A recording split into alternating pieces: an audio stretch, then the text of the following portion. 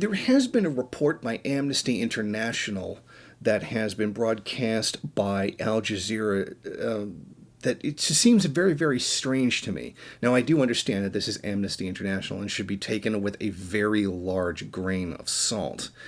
But this story overall, frankly, confuses me. This doesn't seem to make much sense. Amnesty International has created a report that documents alleged violations of human rights, mostly by Lebanese military intelligence officials, against Syrian detainees, including fair trial violations as well as torture. I don't see what the point of torturing Syrians would be. For the most part, Syria and Lebanon are allies.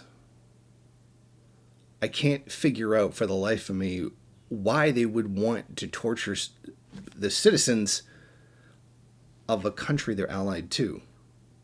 It doesn't seem to make much sense to me. They describe being beaten with metal sticks, electrical cables, hit with plastic pipes, as well as being hung upside down, put in stress positions for long periods of time, as well as a torture method called flying carpet. You can Google that if you want. I'm not putting up a picture of that because YouTube will throw a fit. Now, the report was published with documented cases where 26 Syrian refugees, including 4 children who were detained in Lebanon on terrorism-related charges between 2014 and 2021. So we're talking about out of the hundreds of thousands, if not a million Syrians who have fled the country, only 26 have faced this in that amount of time. Now, Lebanon has passed an anti-torture legislation in 2017, but according to Amnesty International, they have failed to actually enforce it, and that it, quote, routinely still happens, and though the violators are not prosecuted. The problem here is it's doesn't make much sense why Syrian civilians would be tortured by Lebanon. Okay, basically,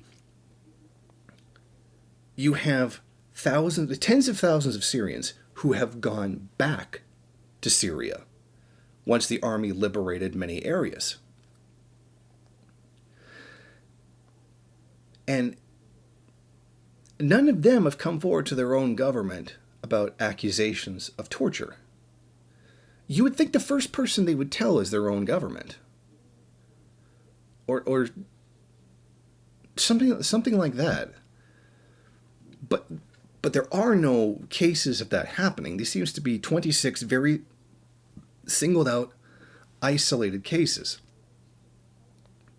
Now, the thing here is, it's hard to define what is a Syrian citizen, knowing what the imperialist powers consider to be a citizen, including members of the White Helmets, Al-Qaeda's ambulatory service. Maybe some of them fell into it. The accusation of them torturing children it doesn't add up. You don't gain anything by torturing children. Children don't know anything. And what, 999,999 out of a million haven't done anything. There's just no point to this. It just seems like this almost seems like North Korean level nonsense, where they just make up things about the DPRK. Say, oh, this torture happened. This one guy who now goes around giving speaking tours and got $800,000 to give it. Now, these people aren't receiving any remuneration for it, as far as I know. I don't think they are. But it seems very odd that out of all the Syrians that have gone to Lebanon, only these 26, and even then, nobody has reported anything to their own Syrian government that this was going on.